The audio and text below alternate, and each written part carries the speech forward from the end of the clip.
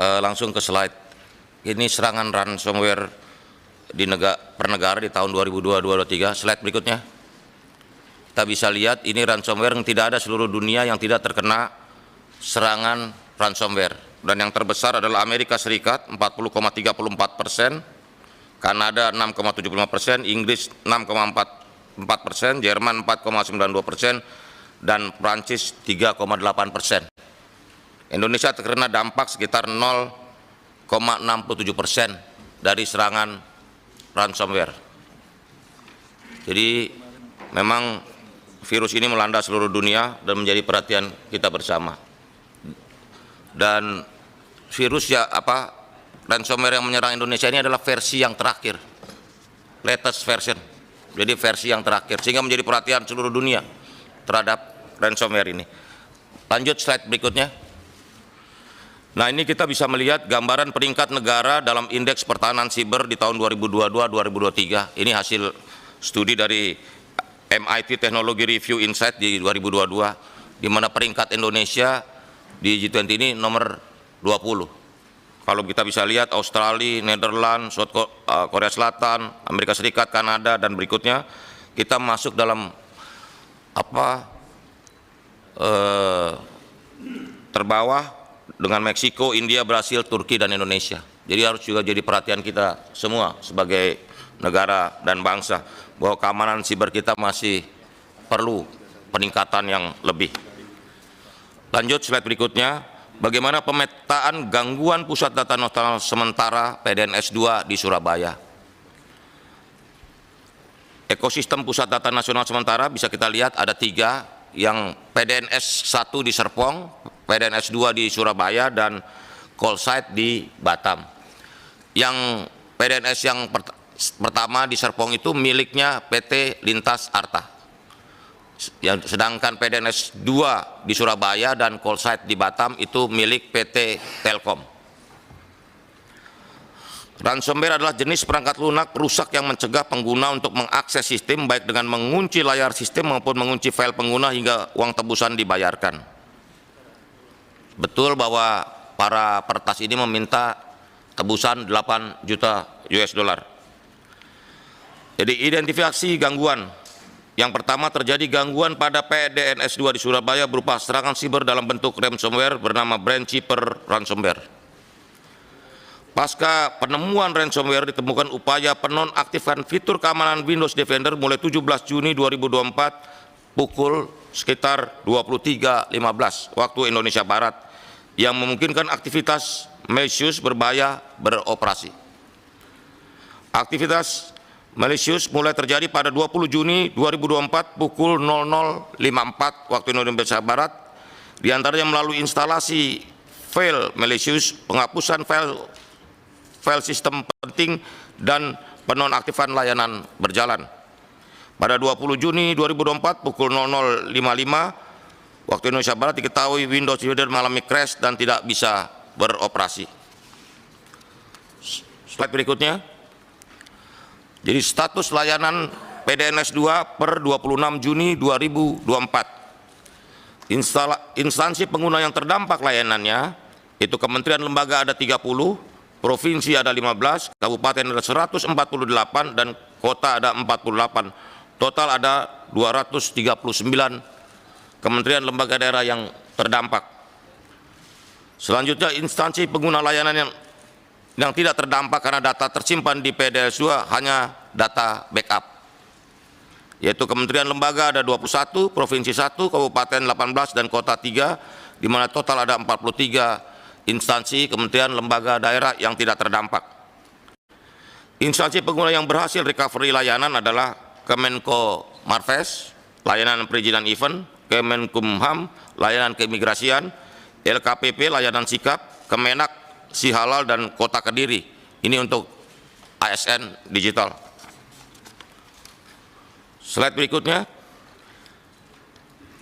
Dari analisis dampak kita bisa melihat kita berada dalam dampak yang kritikal dan major, di mana dampak sistem ini adalah gangguan total atau parsial fungsi utama, hilangnya data, dan tidak dapat diakses ke VM atau virtual mesin. Dampak pada layanan dan finansial bisa terjadi dan semua tenan terdampak. Itu di level yang kritikal. Sedangkan di level yang major, failure dari satu fitur namun tidak terdampak layanan atau aplikasi, di mana low performance pada aplikasi dan dampak terhadap banyak tenan. Lanjut slide berikutnya.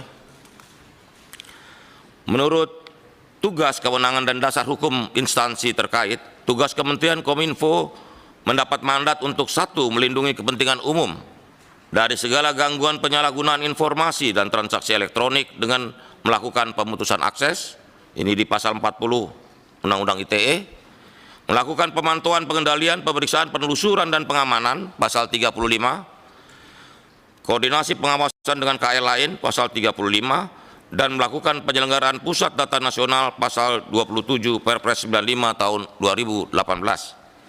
Sedangkan Badan Siber dan Sandi Negara (BSSN) mendapat mandat untuk merumuskan, menetapkan, dan melaksanakan kebijakan teknis bidang keamanan siber dan sandi. Ini menurut pasal 3 Perpres 28 tahun 2021. Turut menentukan kriteria teknologi penyimpanan data yang tidak tersedia dalam negeri. 3. Mengatur ketentuan perlindungan keamanan sistem elektronik dari ancaman dan serangan. Dan yang keempat, memberikan pertimbangan kelaikan keamanan pusat data nasional, pasal 30 Perpres 95 tahun 2018. Sedangkan Kepolisian Negara Republik Indonesia mendapat mandat untuk melaksanakan pemeliharaan keamanan, penegakan hukum, dan pelayanan kepada masyarakat, pasal 2 Undang-Undang 2 tahun 2002 tentang kepolisian. Dan yang kedua, melakukan penyidikan tindak pidana ITE sesuai ketentuan dalam hukum acara pidana, pasal 42 Undang-Undang ITE. Vendor penyelenggara, yang pertama Lintas Arta selaku penyelenggara PDNS 1 di Serpong, dan yang kedua adalah Telkom Sigma selaku penyelenggara PDNS 2 di Surabaya. Setelah kita melakukan koordinasi dan rapat-rapat maraton, kami sudah memutuskan to-do list dari masing-masing kementerian, lembaga, dan tugasnya.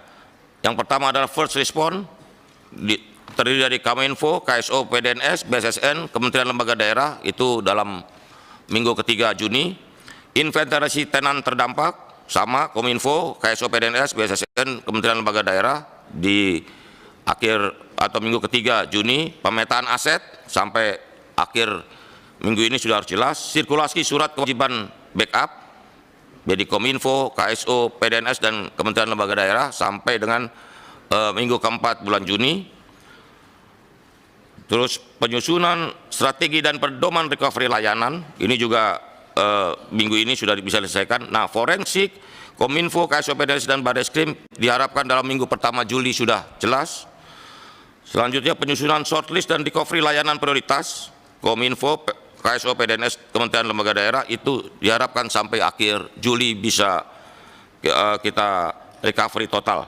Selanjutnya pemulih layanan yang memiliki backup, ini dilakukan oleh Kominfo, KSO, PDNS, BSSN, dan Kementerian Lembaga Daerah, diharapkan akhir bulan Juli sudah selesai. Lanjut, itu jangka pendek.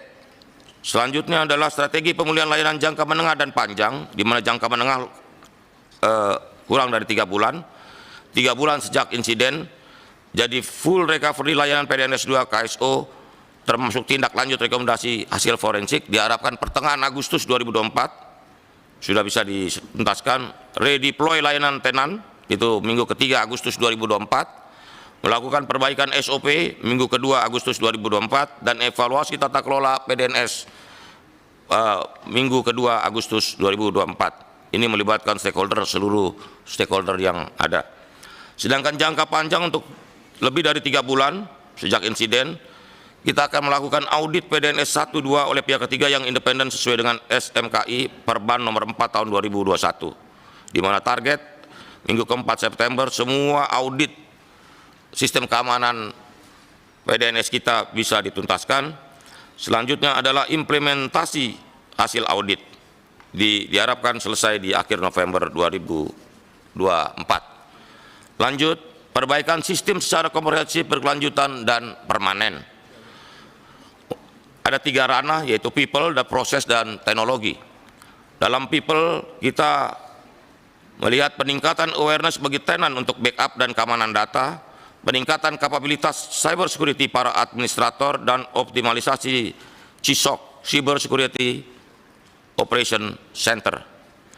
Sedangkan untuk prosesnya, kita akan melaksanakan yang pertama panduan penanganan insiden CSIRT, pengamanan sistem full scanning, VA, pentest, dan stress test.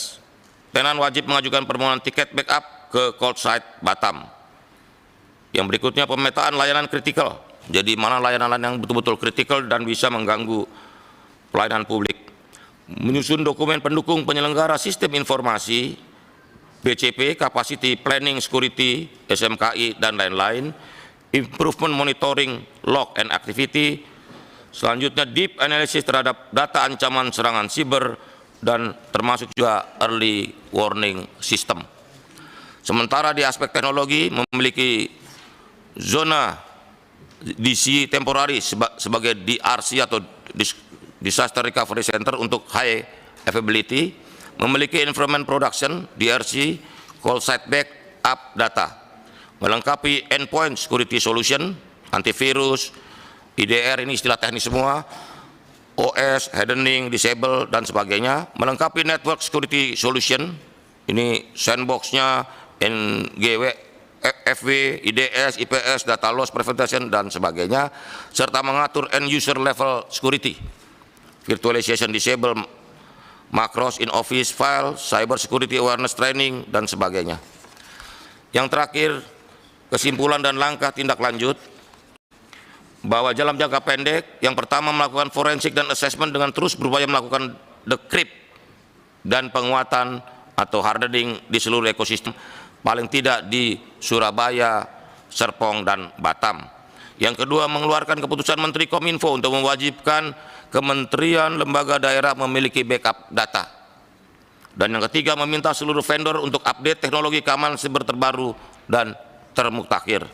Sedangkan dalam jangka menengah, setelah hasil forensik dan assessment dirilis, maka bisa dilakukan penyusunan arsitektur ekosistem PDN yang memiliki tingkat keamanan siber berkelanjutan dan permanen. Kesimpulan akhir, pemerintah sedang menyusun dan melakukan langkah-langkah strategis yang cepat, komprehensif, dan terpadu di level nasional untuk melakukan pemulihan dan perbaikan sistem secara menyeluruh, lintas kementerian dan lembaga serta daerah. Demikian dari saya, kurang lebihnya mohon maaf. Terima kasih. Wassalamualaikum warahmatullahi wabarakatuh. Terima kasih Saudara Menteri Komunikasi dan Informatika.